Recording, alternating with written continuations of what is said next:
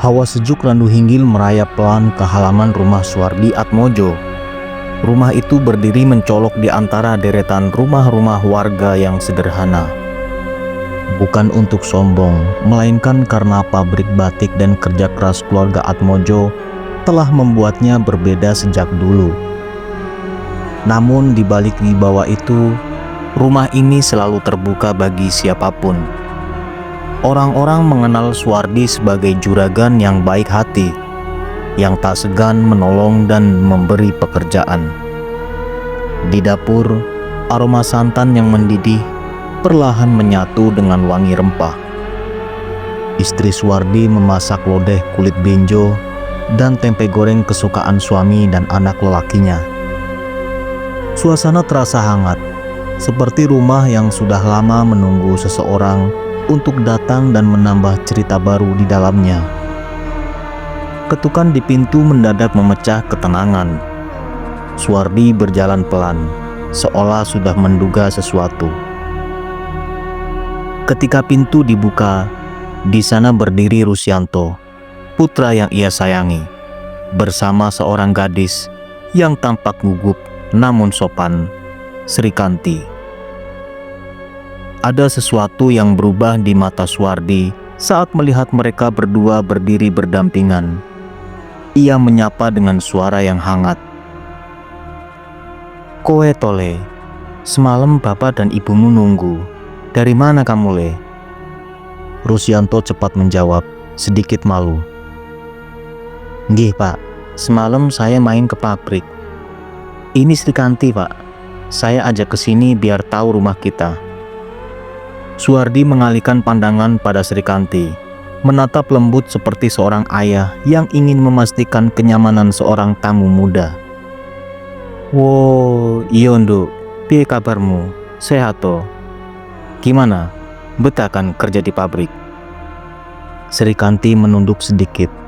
Kedua tangannya saling meremas tanpa sadar. "Nji pak, saya senang kerja di pabrik. Nyun pangapunten kalau masih banyak kesalahan." Jawabannya sederhana, tapi suaranya mengandung ketulusan yang membuat hati siapapun mudah luluh. Sarapan berlangsung hangat. Srikanti duduk canggung di antara keluarga itu, tetapi tak satu pun dari mereka membuatnya merasa asing.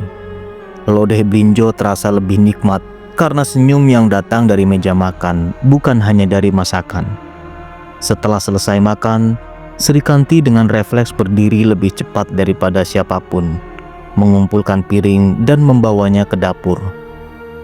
Gerakan itu kecil, tapi cukup untuk membuat Ibu Rusyanto melihat sisi lain dari gadis itu. Di dapur, keduanya beres-beres sambil berbincang. Suasana berubah menjadi lembut, seperti percakapan antara ibu dan anak yang terhubung lewat sesuatu yang tak terlihat. Tiba-tiba sang ibu berkata dengan suara penuh kasih, "Sri, mulai sekarang kamu tinggal di sini saja. Anggap saja ini rumahmu dan kami orang tuamu." Srikanti tersentak. Matanya melebar dan ia menatap sang ibu dengan campuran terkejut dan bingung. "Pangapunten ibu, saya malu, apalagi dengan pekerja pabrik." Ibu Rusyanto hanya tersenyum, senyum yang menenangkan, yang membuat dada Srikanti terasa hangat dan nyeri sekaligus.